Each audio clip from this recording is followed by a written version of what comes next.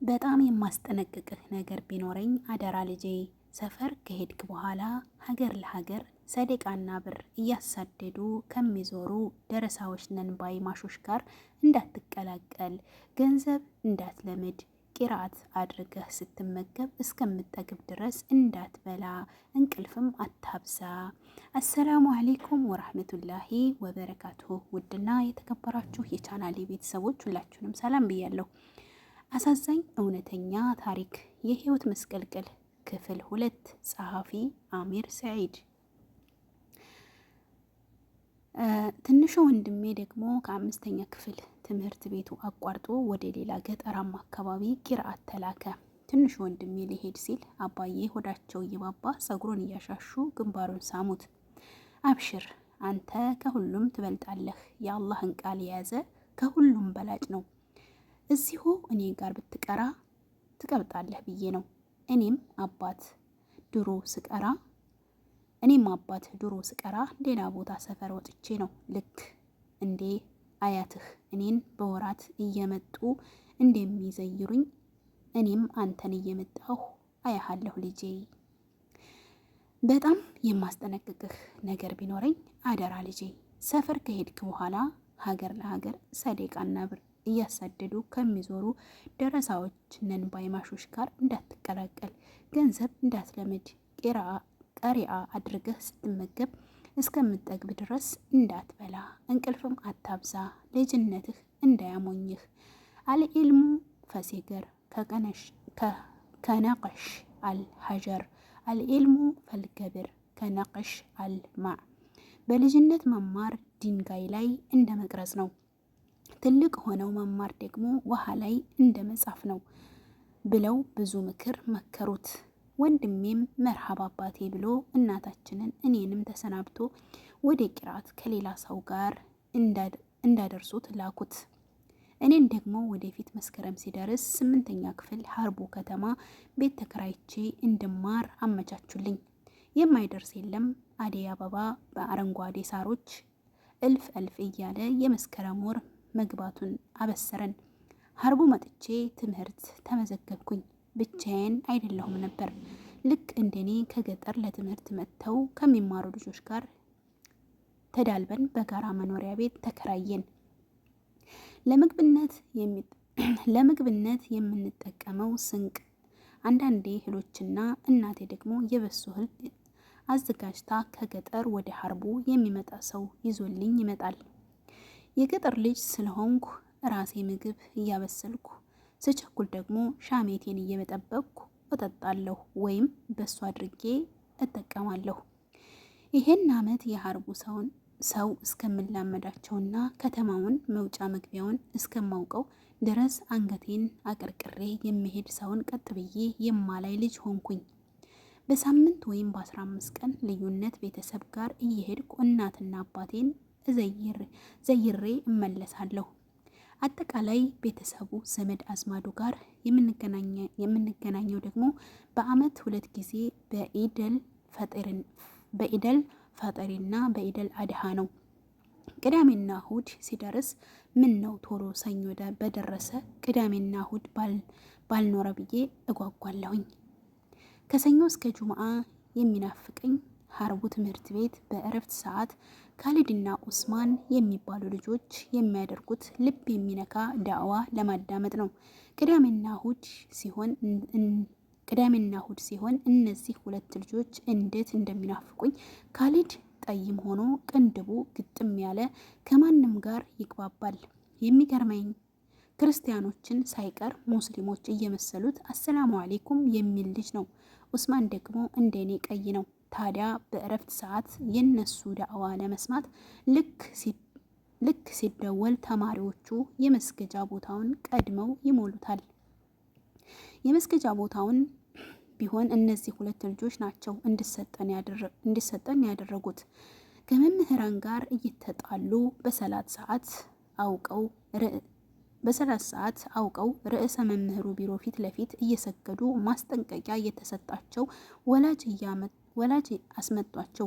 ቋሚ ቦታ ተቀበሉ። ትምህርት ቤት ግቢ ውስጥ ሴትና ወንድ አብረው እያወሩ ካሊድ ወይም ኡስማን መጣ ከተባለ ትላልቁ ሰው ሁሉ ደንግጦ ብትንትኑ ይወጣል። በጣም መከባበር አለ። በጣም ደስ የሚል ጊዜ ነበር። ያን አመት በዚህ መልኩ ዳዕዋ እያዳመኩ በትርፍ ሰዓቴ ለሚኒስትሪ ፈተና ዝግጅት እያጠናሁ ተያይዤዋለሁ። ሚኒስትሪ ፈተና ደረሰ። ፈተናውን ተፈትኜ ቤተሰቦች ጋር ገጠር ገብቼ ቤተሰብ በስራ ማገዝና ዲነል ኢስላምን እየተማርኩኝ አባቴ ጋር ብዙ ኪታቦችን እየቀራሁ ነው። ከዛም ሚኒስትሪ ውጤት ሲመጣ ሀርቡ መጥቼ ፈተና ውጤቴን ስቀበል በአሪፍ ውጤት ከትምህርት ቤቱ ሰቃይ ተማሪዎች ተርታ ተመድቤ ወደ 9ኛ ክፍል አለፍኩኝ። አባዬም በጥሩ ውጤት ማለፌን ስነግረው ከምነግራችሁ በላይ በጣም ደስ አለው። ትንሹ ወንድሜ ኢድል አልፈጥር በዓል ከኛ ጋር ሊያከብር ከገጠር መጣ። እናትና አባቴ እንኳን ደህና መጣህ ልጄ ብለው የናፍቆታቸውን ሳሙት። እንዴት አይናፈቅ! ኢልም ተማር ተብሎ የእናት እንጀራን ትቶ ነው የሄደው። ከሁሉ ነገር ወንድሜ ከቂራት ከመጣ በኋላ ያሳያቸው ለውጦች በጣም አጅቦኛል። በአንድ አመት ውስጥ እንዴት አድጓል! አደብና ስነ ስርዓት ተምሮ ነው ያስብላል። ትልቅ ሰው ማክበር፣ መንከባከብ፣ ቅድሚያ መንገድ ለሰው መስጠት ባየሁት አጋጣሚዎች እታዘበዋለሁ። የሚገርመኝ ከሱ በታች ያሉ ልጆች መንገድ ላይ ሲያገኛቸው መንገድ ለቆ ያሳልፋቸዋል። ለሰዎች ሰላምታ ያቀርባል። የሞተ ሰው ጅናዛ ሲያልፍ ከተቀመጠበት ቆሞ ያሳልፋል። ከቻለ የተወሰነ መንገድ ሸኝቶ ይመለሳል። በአቅራቢያው ሰው ሞተ ከተባለ ሄዶ ይቀብራል። የታመመ ሰው አውቀውም አላወቀውም ልጅ ይሁን ትልቅ ሄዶ ይጠይቃል። ወደ ቤት በመጣበት ሰዓት አባዬ ጋር አብሮ ከዝሁር ሰላት በኋላ እስከ 11 ሰዓት ያስተምራል። እኛ የሰፈር ልጆች ተሰብስበን በሳቅ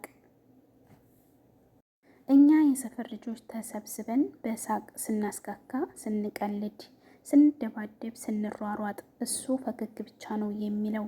ሀይአ ሞልቶታል። ወላሂ የሰው ልጅ አደብ እንዲህ ሲሆን ይማርካል። እኔ በወንድሜ ስነ ስርዓት ጥሩ ባህሪው ቀናሁ። ምነው እኔ ሰፈር ሂጄ ቀርቼ በነበር እስከምል ደረስኩኝ። የሚለብሰው ሽርጥ ነው። ምግብ የሚመገበው ጥቂት ነው። ገጠራማ ቦታ እንደመሆኑ በእርሻዎቻችን እና በቤታችን ጀርባ ላይ የንብ ቀፎ አለ። ማር ሲቆረጥ፣ ቅቤ ሲወጣ፣ እቤት የፍየል የበግ ቢታረድ ምን ልዩ ምግብ ቢሆን ለሱ ጉዳዩ አይደለም። ዱንያን እንደዚህ አቅም እያለህ እርግፍ አድርገህ ስትተዋት እንዴት ደስ ይላል። የሚገርመኝ የወንድሜ ደስታ አባዬ ጋር ከሚቀሩ ደረሳዎች ጋር አብሮ ቂራአት መቅራት ነው። ይህን አደብ እንዴት እንዳዳበረው ጠየቅኩት። ወንድሜም እንዲህ አለኝ። ለቂራአት የሄድኩበት ቦታ ያሉ ሼህ በቀን አንድ እፍኝ ባቄላ ነው የሚበሉት። ከሰው ጋር አይቀርቡም። ድምፃቸው የሚሰማው ለቂራአት ብቻ ነው። እንኳን መክረውህ ዝም ብለህ አይታቸው ልብህን ይማርኩሃል አለኝ። መቼም በጥሩ በኸይረ ነገር መቅናት ይቻላል የለ። እኔም በወንድሜ ቅናት ያዘኝ እና የሚቀጥለው አመት ሀርቡ ለትምህርት ሲሄድ የተለያዩ ሀዲሶችን ለመቅራት ወሰንኩኝ። ከዛም የማይደርስ የለም። ይሄ አመት አልቆ ሌላ አመት መስከረም ሲተካ ከእድሜያችንም እየቀነስን ወደ ሽምግልናው ወደ ሞት እየተቃረብን ነው። ነገር ግን ባለፈው አመት ለዲነል ኢስላምና ፈጣሪ ጋር የሚያገናኘኝ ኸይር ስራ ምን ሰራን ብለን ስናወዳድረው የብዙዎቻችን ከትርፉ ኪሳራው ያመዝናል። ወንድሜም መልሶ ቂራአት ሲሄድ እኔ ደግሞ ወደ ሀርቡ 9ኛ ክፍል ለመማር ተመዘገብኩኝ። መኖሪያ ቤት አምና የተከራየሁበት ቤት ነው ዘንድሮም የተከራየሁት።